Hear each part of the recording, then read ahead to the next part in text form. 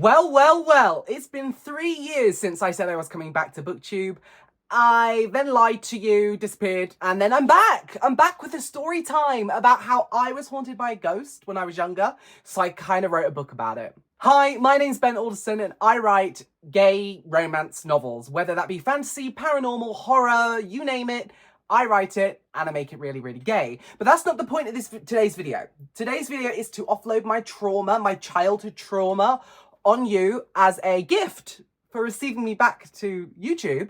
And I want to tell you about the time that I was haunted by a ghost and then wrote a book about it. So I grew up in the Berkshire area in England, and my grandparents lived in this really lovely old period property, and it was the same house that my mum grew up in, my aunt, my uncle, so it'd been in the family for a very, very long time. And when I was younger, I think between the ages of 4 to 7, 3 very frightening things happened to me, and each one of those events led to me in 2023 and now 2024 and 2025 writing a horror book, my first ever horror book, The Haunting of William Thorn, which is coming out with Angry Robot print with Penguin Random House this September. I'm leaving all the links down below, so if you want to add it to Goodreads, pre-order it, all that good stuff is down there. But that's not what this is about. Well, it kind of is, because I need you to go and add this to your Goodreads and pre-order, please. So the first ever event that I can remember happening at the house was when I was sleeping in the same room that my mum had when she was younger. And I had the distinct memory of waking up with a pressure on my legs, and although there was nothing there in my mind, it just felt like somebody was sitting on my legs and keeping me immobile in the bed.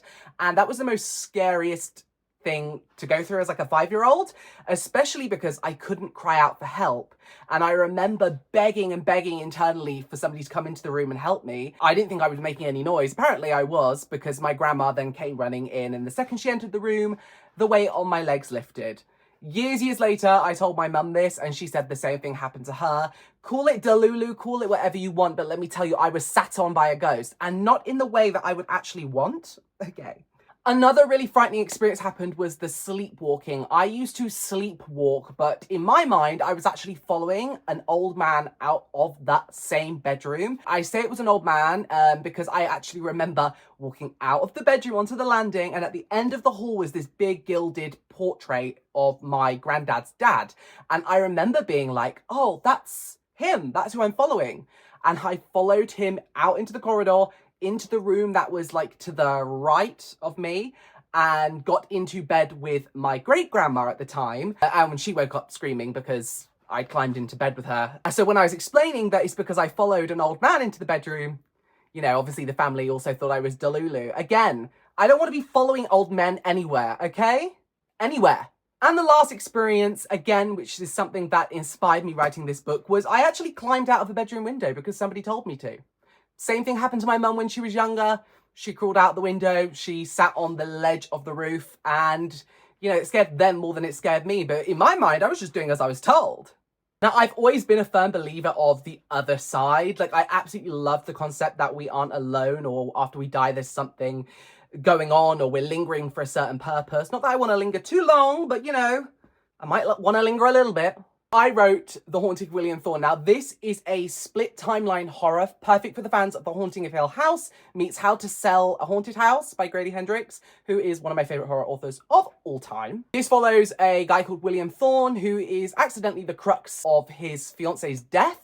And the fiancé leaves this grand manor in the Cotswolds to him, and he goes and moves in for a week to kind of decide if he wants to sell it, wants to keep it, or wants to do something a little bit dark in there. Ooh, this is a dark book, okay? Trigger warnings will be provided. Now, when he's living in the manor, strange things are happening. He gets introduced to a gardener for the manor who, you know, why would this empty house have a gardener? But he's really hot, so, you know, lo and behold, he gets let into the house. They both uncover this mystery of what happened to 2 people at the crux of World War II in the manor house, a guy called Robert and a guy called Teddy. And yeah, they're basically trying to uncover the mystery whilst also lying to each other constantly. And it's a really, really fun time. Now, this is not a romance. It is a horror, so expect to have your heart absolutely ripped out and broken. You know, I want to really really destroy you with this. But this book, there's scenes in here which was inspired from my sleepwalking as a kid. There's scenes in here that was inspired from me having pressure on my body, as well as like casually doing Ouija boards in attics where people have unalived themselves. And yeah, it's a really dark, really gory, and really sad time. So if that sounds like something you like, I think you should pre-order this one. This, again, coming out in September this year. It's going to be in bookshops. It's coming out in hardback, which I'm really, really excited about. Yeah, that's how I was haunted by a ghost, was then inspired by said ghost, and wrote a book about it. Keeping this all nice and short and sweet, I will be coming back to BookTube with all sorts of different content over the coming days, weeks, months.